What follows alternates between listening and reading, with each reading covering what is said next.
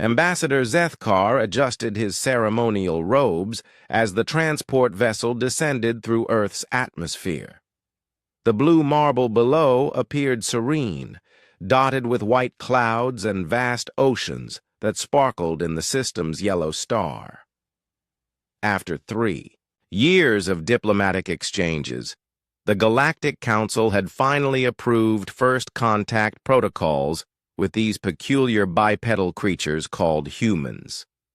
"Remarkable," murmured Dr. Vextai, the mission's xenobiologist, her 4 eyes studying the planetary scans. No visible weapons platforms, no orbital defense grids. How did they achieve interstellar travel without military infrastructure? Zethkar's mandibles clicked thoughtfully.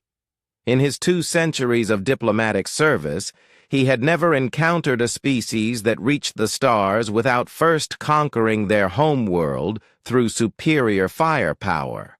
The humans had sent peaceful overtures, scientific data, and cultural exchanges. Their messages spoke of cooperation, exploration, and mutual understanding. The landing proceeded smoothly at what the humans called United Nations headquarters.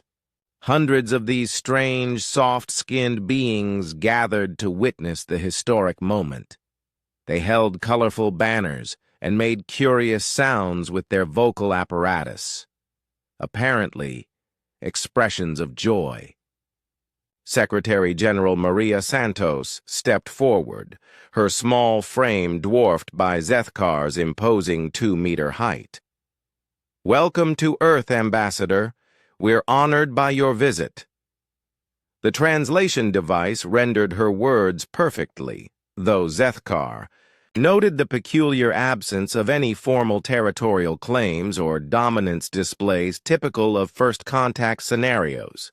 "The pleasure is mutual, Secretary General Santos," Zethkar replied. "Your species intrigues the Council. You've achieved interstellar capability through purely peaceful means, unprecedented in galactic history." Dr. Santos smiled, an expression Zethkar had learned indicated pleasure. "We believe cooperation yields better results than conflict. Would you like a tour of our facilities?"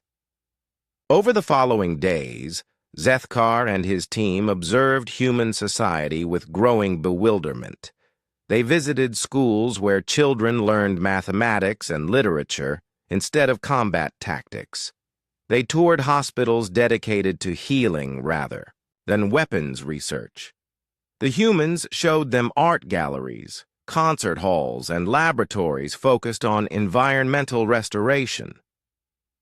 "This is impossible," Dr. Vextai whispered during a private moment.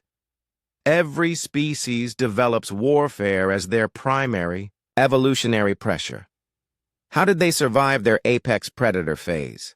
The answer came unexpectedly during their 3rd day, when a human child approached Zethkar in a public park. The young one couldn't have been more than 7 Earth years old, with bright eyes and an innocent smile. "Mr. Alien," the child said, "my teacher told us you're from space. Do you have wars where you come from?" "Yes, young one," Zethkar replied gently. "Most species fight to survive and grow strong." The child's expression grew serious beyond her years. "We used to fight too, but we learned something important." "What did you learn?" "That we're really good at it." Before Zethkar could ask what she meant, the child skipped away, but her words lodged in his mind like a splinter. That evening, Secretary General Santos invited the delegation to dinner. The conversation remained light until Dr. Vextai posed the question that had been haunting them all. "Secretary General, we must ask directly, how did humanity achieve peace? Every other species we've encountered required millennia of warfare to develop the technologies necessary for space travel." Santos set down her utensils, her expression growing thoughtful. "You want to know our secret?" "Indeed." Santos gestured to an aide who activated a holographic display. Images filled the air. Ancient battles, medieval sieges, industrial warfare, and finally, two massive explosions that sent mushroom clouds into the sky. "We fought, Ambassador. For thousands of years we perfected the art of killing each other. We developed weapons that could level cities, poisons that could exterminate continents, and eventually devices that could crack planets." The display shifted to show vast graveyards, empty cities, and radiation-scarred landscapes. "We became so efficient at destruction that we nearly destroyed ourselves," Santos continued. "When we finally achieved the power to annihilate our own species in minutes, we had a choice: evolve or die." Zethkar's breathing apparatus constricted. "You chose evolution." "We chose peace," Santos corrected. "But Ambassador, you should understand something crucial about humanity. We didn't abandon our capacity for violence. We simply chose not to use it." The holographic display shifted again, showing seemingly innocuous human activities. A farmer's tractor transformed into siege equipment. Factory assembly lines revealed their potential for weapons production. A children's chemistry set demonstrated explosive compounds. "Every human alive today carries the genetic memory of 10,000 years of warfare," Santos explained. "We can field an army from school teachers and engineers. We can manufacture weapons from kitchen supplies. We've simply agreed not to." Dr. Vextai's voice was barely a whisper. "The entire species?" "Every last one of us," Santos confirmed. "We've learned that our greatest strength isn't our technology or our intelligence, it's our ability to choose restraint when we possess overwhelming power."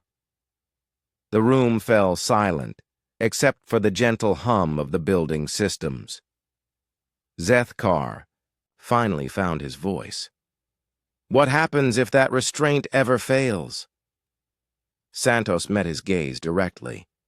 "Then the galaxy will discover why we're the only species that calls our homeworld Earth, instead of something that translates to fortress or arsenal.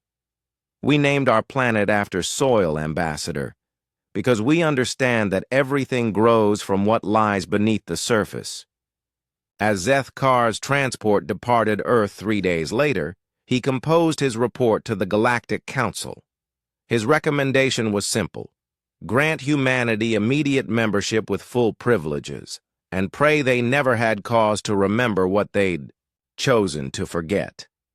Behind Earth's peaceful blue marble, 7 billion humans continued their daily lives, their smiles genuine, their hands unstained by violence, their dreams filled with exploration and discovery. But in their DNA, in their history, and in their collective memory, lay the terrifying truth that they were the galaxy's apex predators who had simply chosen to be gardeners instead. The Council would learn, as Zethkar had, that sometimes the most dangerous species are those who no longer need to prove it.